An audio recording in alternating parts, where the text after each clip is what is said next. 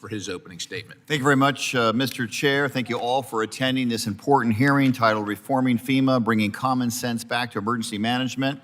I am the new ranking member of this subcommittee, and I take federal disaster assistance delivery very seriously, and I look forward to conducting oversight on FEMA's important work.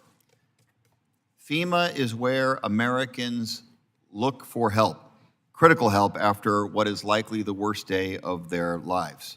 So it is critical that the agency be postured to respond at all times.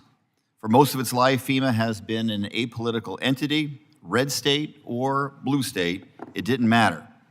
FEMA stayed focused on the mission to help all Americans and kept out of the political fray. Sadly, that is no longer the case today. Following the recent catastrophic disasters in California and South Carolina, President Trump has focused more on spreading misinformation than helping Americans in need. Specifically, after the tragic wildfires in Los Angeles, he threatened to condition disaster relief on policy matters that have nothing to do with emergency management. This is simply wrong and shakes the trust that Americans have in their government to come to their aid after catastrophe. That's what FEMA is all about. We should have a discussion about how to improve FEMA, but we should have a baseline, the need that as a baseline, we should acknowledge the need that we have in a federal emergency management agency, specifically there to help states and localities when an emergency goes beyond their ability to immediately deal with it.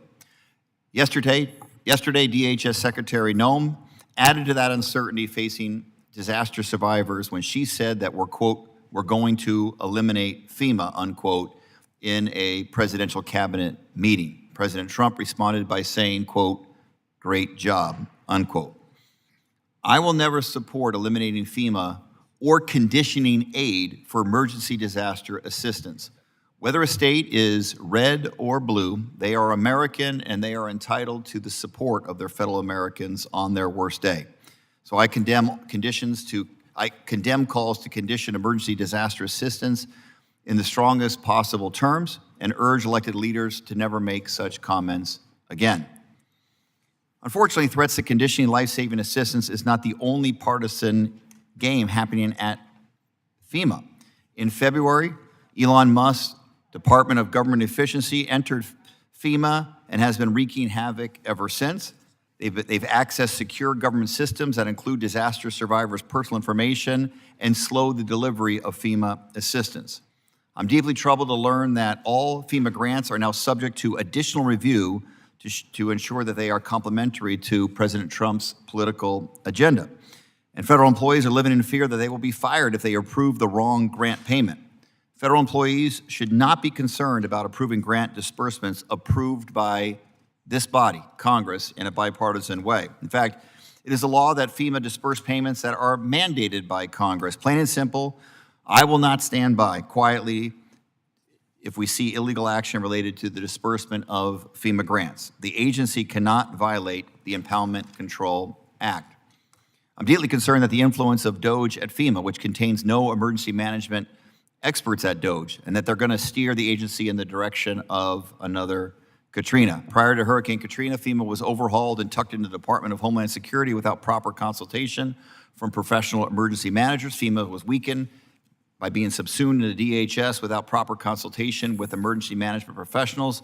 The result was unnecessary catastrophic loss of life, the worst in modern disaster history. We cannot afford to repeat the mistakes of the past. That said, reforming FEMA thoughtfully does not mean we should avoid change altogether. In Arizona, we know that FEMA can do better. Last summer, extreme heat caused temperatures in my district and that were nearly unlivable. We lost over 600 of our fellow citizens to extreme heat and extreme heat islands. We experienced unending 100-degree temperatures for over a month in the past. A break from the heat could be enjoyed during the night, but that is a luxury we no longer have. The heat in our state literally caused roads to crack, cars to melt, and hundreds of lives lost. However, FEMA was not to be found in Arizona because the agency has not yet adapted to emergency disasters like extreme heat. Heat is a silent killer. It advances quietly and lingers. The longer it lingers, the more devastating the impact. So we must reform FEMA to address extreme heat. I look forward to working with the agency to ensure that they have the resources and authority they need to respond to disasters all across the country. So I look forward to this important hearing from my colleagues. Mr. Chairman, I yield back. Chair, thanks.